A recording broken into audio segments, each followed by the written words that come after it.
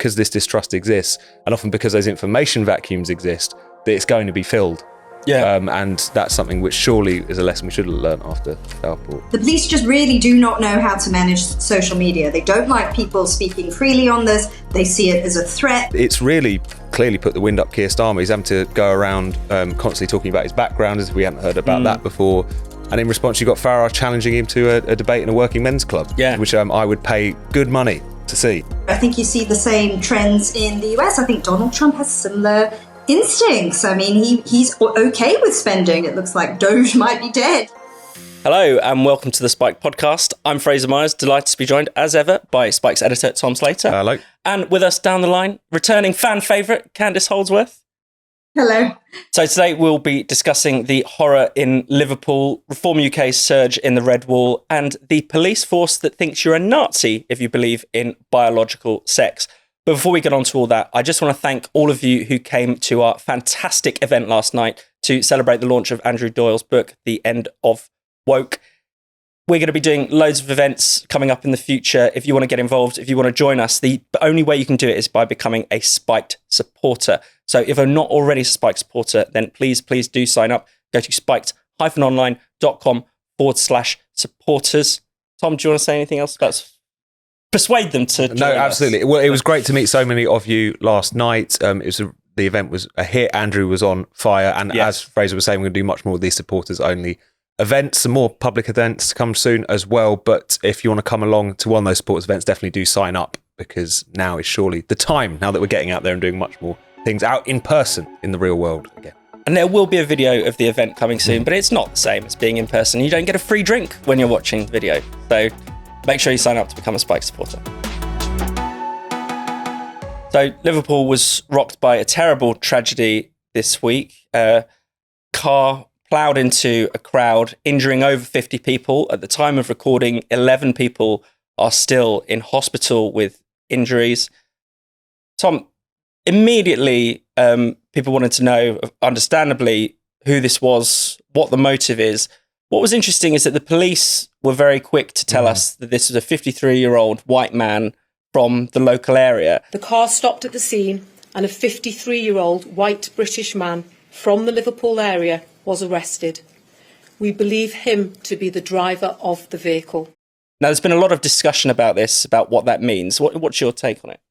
No, the contrast between the speed with which the information on this alleged attacker and the murderer in Southport is something that's been front and centre of many people's minds. Obviously, if you contrast the speed with which that information came out on Monday to Southport, where there was this big information vacuum that opened up, I believe on the day itself, the few details we got that this was a 17-year-old British-born individual, and that not much else was elaborated upon, clearly stands in stark contrast. There's obviously the caveat that in the case of Axel Ruda-Cabana, he was a minor at the time, and so therefore they couldn't reveal anything explicitly about his identity or anything that would waive his anonymity, but there was certainly probably more that could have been done to put to bed a lot of the wild, outrageous, in many cases, purposely provocative and hate-filled speculation that was going on there.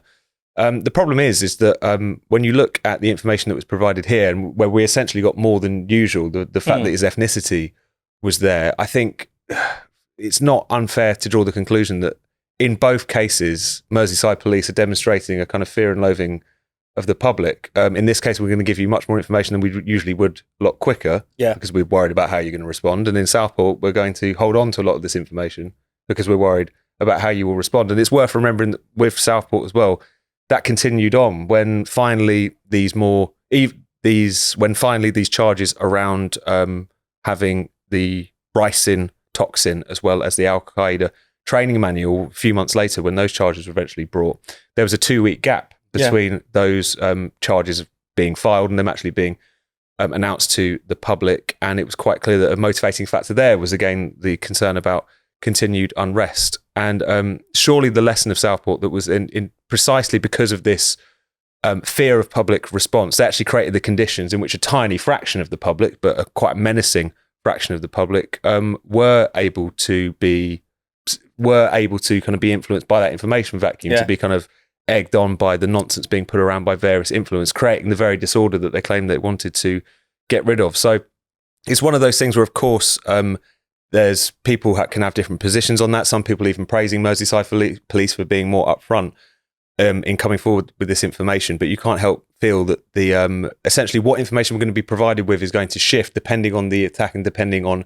how much the police are gripped by this fear that people are going to respond to that information in the wrong way. So, in a sense, lessons are learned, but in a sense, they haven't been learned at all. Yeah, no, exactly. The motivation for the different actions is the same. It's still that fear and loathing of how the public might react. Candice, what have you made of this discussion? Yeah, I had the same instinct. I thought the reason they've done this is because they have a poor opinion of the public. Some people were even saying it openly, like we have to now release information about the identity of the perpetrator to prevent racist rioting breaking out. I mean, this is what people think is going on. They think that the general public are just there irrationally milling around, something happens, and then they'll just react. I mean, look, absolutely, there are bad actors who spread misinformation. Sure, that happens. And there are people who will respond to that, but that's not the general reaction of the public. And I did feel that, fine, okay, it was good to get information out early. But I just thought the nature of it and the specific wording of it, I mean, that is just like treating the public as if it's some sort of, psychotic person that needs to be managed with very careful language. Even the way people were talking about the crowd in the video, I mean, the crowd to me was quite brave. They rushed in, they tried to stop the car. They didn't, completely maul that individual when he was pulled out of the car. Yet everyone was saying that, that, oh my God, look at that mob, look at how they were behaving. I mean, there is just that attitude, and I think it's palpable. Yeah, and it's interesting, some of the bad actors have managed to seize on this incident anyway, which I find quite telling. There was Paul Golding from Britain First. He said that once it had been announced that the suspect was white, this must have been part of a cover-up. Now, his line is inexcusable, but you can also understand that a suspicion has been sown by the police's action, by their reticence to speak openly about. No, absolutely. I think we've got to kind of hold two thoughts in our head at the same time, which is there is clearly a kind of online ecosystem now, particularly on X, but not exclusively, of a kind of hard right, far right, conspiratorial set of influencers who, regardless of the circumstances of any attack, are going to try and pin it on whoever they want to pin it to push whatever anti-migrant or anti-Muslim bigotry that they're trying to promote. And that's something which is impervious to the facts, as we've seen. As soon as that information was actually released, it was suddenly about this is some kind of cover-up crazy speculation about maybe it wasn't because the police hadn't explicitly said that it was the driver who was the 53-year-old who was arrested, that maybe here they were trying to get one over on us. You're never really going to stop that. That nonsense should certainly be confronted. These people should be exposed for the divisive nonsense peddlers that they are. And also, I think in the same way that people have grown, unfortunately, sceptical of what the police say about certain things and at certain times and what they might be withholding, there needs to be the utmost skepticism of people who, in some cases, you might never have come across, who suddenly with complete certainty are telling you that everything is not as it seems. There is, again, this is a small and marginal thing, but it's certainly a feature of social media in the wake of attacks like this now, where it's instantly folded into a particular kind of narrative, sometimes understandably, but sometimes very clearly with an agenda, which doesn't always marry up. I think about the Magdeburg attack in Germany over Christmas, which, because of the fact that it seemed to fit the profile, as in some respects, what the horror in Liverpool seemed to fit the profile of a kind of Islamist car ramming attack, the sort of which we've seen in Nice, the sort of which we've seen in Berlin, that it was instantly presented as Islamist, even though by the time morning came, it was clear that this was a very bizarre, murderous individual who was actually an ex-Muslim who mounted this attack as part of some bizarre campaign against the German state for presiding over the Islamification of Germany. So I think it just shows that from the perspective of looking at things in a clear-eyed way and also allowing justice to run its course, whilst people should be free to discuss and debate and air their concerns about certain things, it always does pay to wait for all the information to come in. But unfortunately, because the police in the UK, say, have done so much to damage the trust of the public where things like this are concerned, it doesn't excuse the fact that there are people putting out bogus narratives, and it doesn't completely explain the fact that there are some people willing to buy into those narratives, you can't help but see that that's a key part of the problem now, that because this distrust exists, and often because those information vacuums exist, that it's going to be filled. Yeah. And that's something which surely is a lesson we should have learned after Southport. This episode of the Spiked podcast is sponsored by Shopify. Now, at Spiked, we're actually a really small team. That means we've got to keep tight deadlines. There's really no time to spare on anything.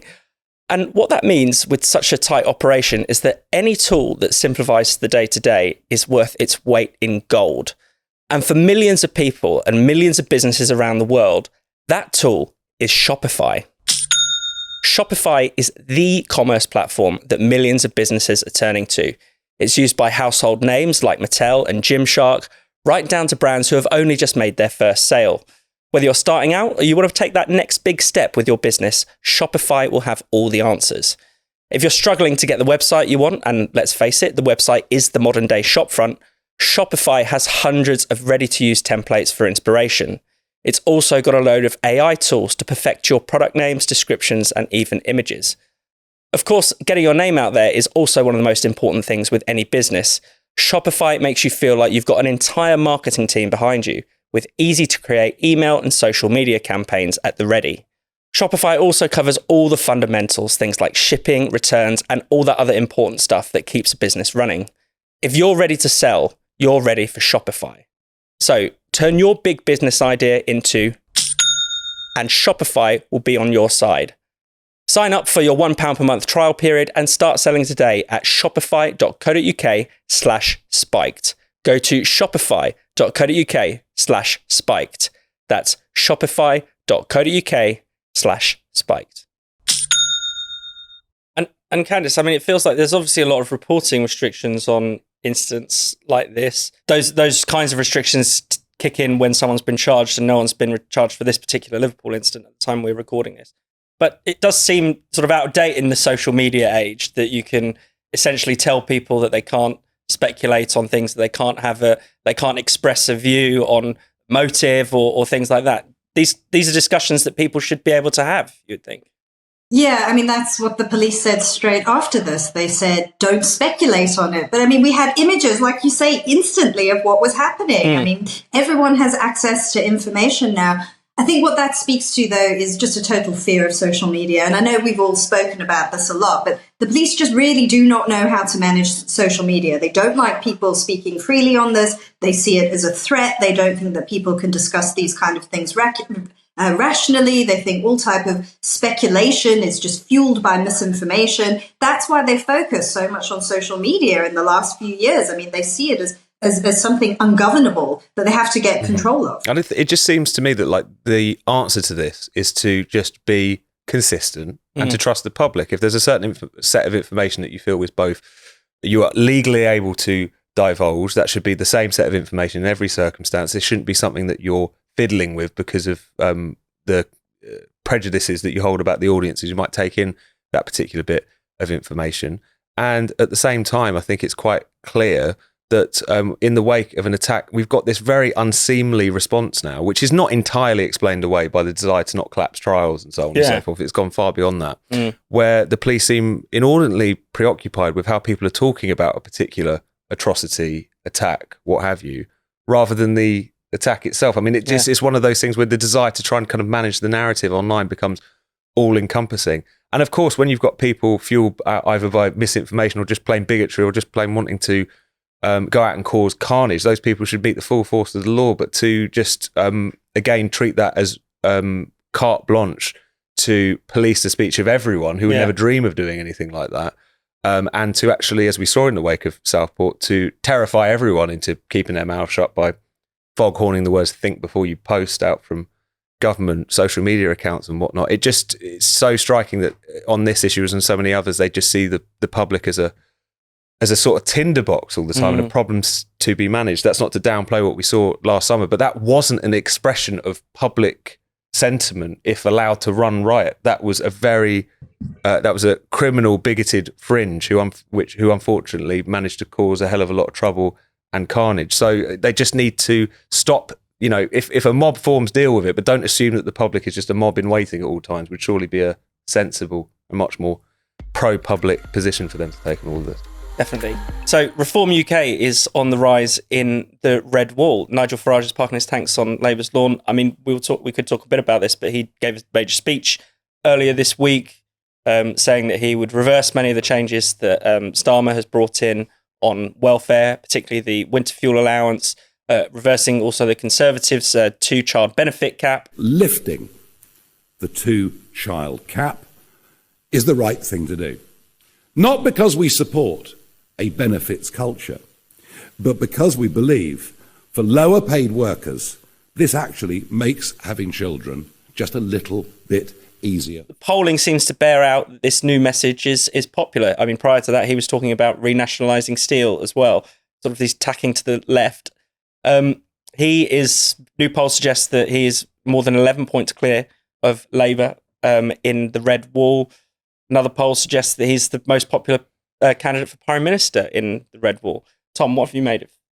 No, I think that latter one is really fascinating. This Merlin Strategies poll, which puts Farage as having the highest kind of net favourability of various different politicians in the country. I mean, there's only 4 in that survey who are in the positive, and 3 of which are normally on the right of British politics. Yeah. You've got Farage out in front. You've got Andy Burnham coming a close second, the single kind of centre-left character there. You know, he's Greater Manchester Mayor, kind of makes sense.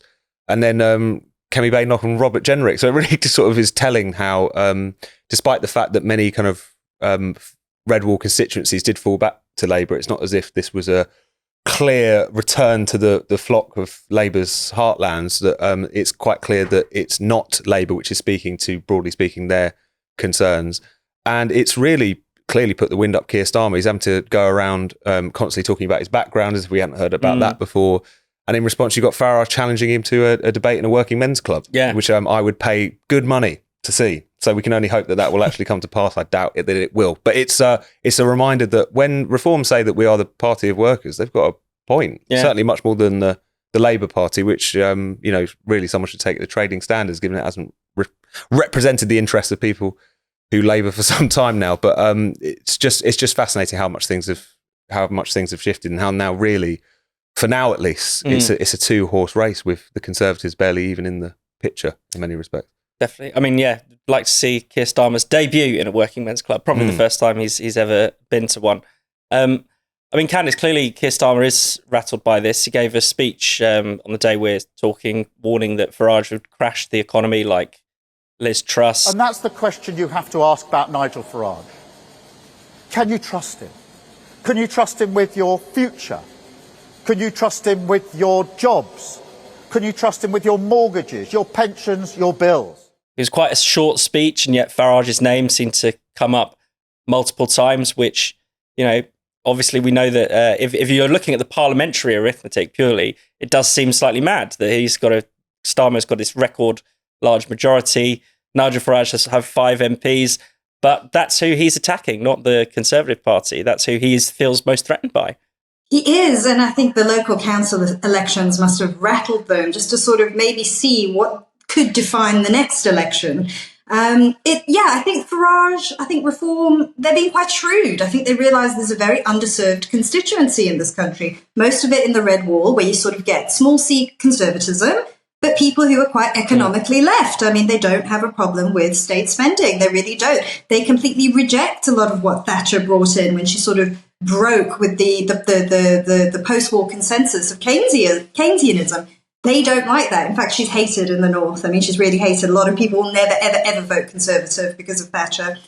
Also, it's not just here. I think you see the same trends in the US. I think Donald Trump has similar instincts. I mean, he's okay with spending. I mean, he tried in 2018 with his big infrastructure bill. It was defeated in the Congress. You even see with what he talks about now. I mean, it looks like Doge might be dead. Donald Trump is happy to add to the deficit. I mean, these are the sort of the trends that we see. And a lot of it is to do with these new populist leaders trying to bring together these two coalitions. They're new working class coalitions that are being served more by the right than the left. And it's so new in many ways, yet it's bringing in historic conditions. And I think historic traditions, sorry. And I think that Reform UK has spotted that. They are capitalising on it. I think Keir Starmer has no idea, because I don't think he has any ideas, really. I mean, it's a very hackneyed thing to say about him, but it's true. Yeah, I mean, it's definitely a broader trend, isn't it, Tom? I mean, you look at France as well. Marine Le Pen very much, attacking to the left on the economy. Protectionism as well is a big feature of these kind of populists.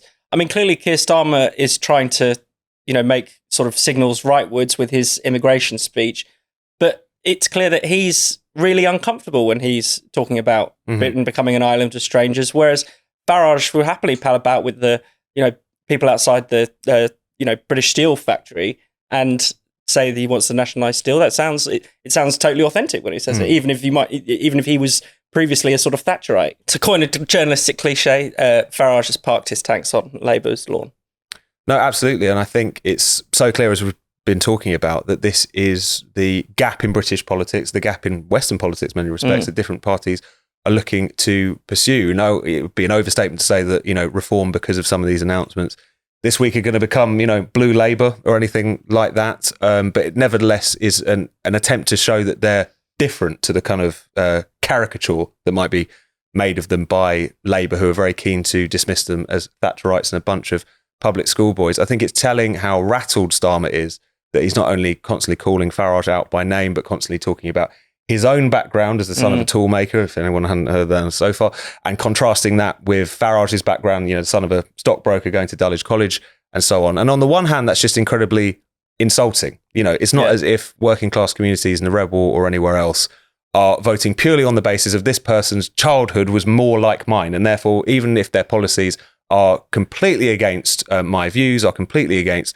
my interests, will be bad for my community, I'm just going to vote for them anyway. It's an absurdity, and that's clear on the face of it. But on the other hand, if Labour were to start talking about, the working class representation in Parliament, that's an argument that they're going to lose. I mean, you've seen over the years, certainly before Brexit, I think people who were previously in manual professions being members of Parliament crashed something like 3%. And that's in large part down to the fact that the Labour Party has become the party of lawyers, of people who work at NGOs, and to the extent there are some people who managed to make it through, who actually managed to be from a working class background, it's often people who've gone the more kind of university white collar route rather than people who've made their way through the trade unions, as was more typical. Even, various kind of former union figures who end up in Parliament these days, did trade union studies at university, got a plum job at Unite, and then ended up in the party that way. So it's fascinating, and it's telling that Labour are so rattled on this front, because as we all know, they haven't been the party of people who labour for many decades now. So it was revealed this week that Police Scotland were circulating an internal memo that compared gender-critical feminists to Nazis.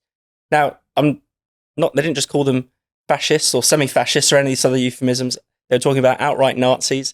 One of the really interesting phrases from this memo was the idea that the sex binary, which is this idea, or I should say the scientific truth, that there are two biological sexes, was a core pillar of the Third Reich's ideology. Candice, this is the kind of comment you might expect to hear from a sort of blue-haired, purple-haired student. This is being said by the armed wing of the state. What the hell is going on? I know, they seem to think they're looking at themselves now as sort of social justice activists. I mean, this happened with the retired policeman, Julian Fulks, when the police officers turned up at his house after a tweet he wrote. I mean, I think he had 25 views, but they didn't like it, so they went to his house. And they were looking at his bookcase and saying that it was very Brexity. I mean, they seem to be making value judgments about what people say. It's a politicized police force, and I don't think it's hyperbolic to say that. I think that's 100% true. I mean, you see it with Lucy Connolly as well. The police released as information about her police interview saying that she had racist views, yet she just expressed her views on immigration, whether you agree with it or whether you don't. She was just expressing her opinion, but they were like, it is racist, and therefore she is punishable in some way. And also, can I just say, it's very dumb. It's very, very, very dumb. And I think that's what everyone thinks when they see this. This is not intelligent. This is not intelligent. Yeah, and you got the sense reading that memo that the police really almost see themselves as sort of in a battle with this emerging fascism. Like they want to be on the right side of history, or to use that hackneyed phrase. And it's one of those things where, at what point are they going have to admit that they have been captured by this ideologies at various different points in time. I mean, how can you police without fear or favour if you have internal memos like this doing the rounds? Is it really such a shock, therefore, that there have been so many gender-critical campaigners who have found themselves arrested, often eventually let off because they've done nothing criminal, even with our pretty extensive hate speech laws, when, you know, on Monday you've got officers, you know, going through their gender training, encouraged to use their pronoun badges or what have you, when there's been myriad cases of this being reported. Of course, that's going to corrupt an institution which is supposed to approach every case and every crime in an impartial fashion. So I don't know how they can shake off this idea that they've been, in some respects, sort of captured by this ideology. It's also just fascinating what a kind of it's wokeness in its most absurd sixth formerish form. It's not even a particularly sophisticated thing. It's the sort of thing that it sounds like when you read this story that like one of us made it up to have something to talk about. Like, it's so ridiculous, like this open comparison between gender critical campaigners and the Nazis, kind of historical continuum drawn between those two things. This is crazy stuff, but I think it's a telling way in which there's almost no institution, it seems like, in society, even one as nominally small c conservative as the police force, that wasn't, you know, susceptible to this stuff and continues to be susceptible to this stuff, even as they make asses out of themselves time and time again. Definitely. And Candice, you know, this memo was circulated actually ahead of what was due to be like quite a high level meeting between gender critical campaigners and the police following the Supreme Court verdict. But we've seen clearly, you know, this is not an institution. Police Scotland probably not going to follow the Supreme Court verdict. Lots of people have said openly that they're going to defy it. What do you make of that backlash? I mean, it is, you know, we now know that it is the law that people should not be using self-ID. Institutions shouldn't be operating under self-ID. And yet, will anything change because they're so captured? Yeah, it depends what they choose to act on, right? So what they deem worthy of arrest or a police visit, because we all know that in many parts of the country where there's rampant crime, I mean, like soaring crime rates, maybe they'll knock on your door if you said something about your child's school. You know, it's that sort of thing. What are the priorities? And, you know, when they become captured by these sorts of ideas, these very woke ideas, you see, they take on those characteristics that we've seen of the left for so long. They become incredibly censorious. That is a real characteristic of the modern left. It is incredibly censorious. It becomes obsessed with what people are thinking and tries in some way to manage it and restrict it. And that is very sinister when you are the police and you have the full power of the state behind you. And I don't think we fully got to grips with that yet. I mean, we talk about it being silly, but it's actually very sinister, and it's something that needs to be challenged. Thank you so much for watching the Spiked podcast. We'll be back at the same time next week. In the meantime, why not subscribe to Spike's YouTube channel and then click the bell so you're always alerted whenever there's some new content. Spiked is producing more videos than ever, from podcasts like this one to interviews to our series of polemics. You really, really don't want to miss out on it. Plus, to get your daily dose of Spiked, just go to spiked-online.com. That's our website at spiked-online.com.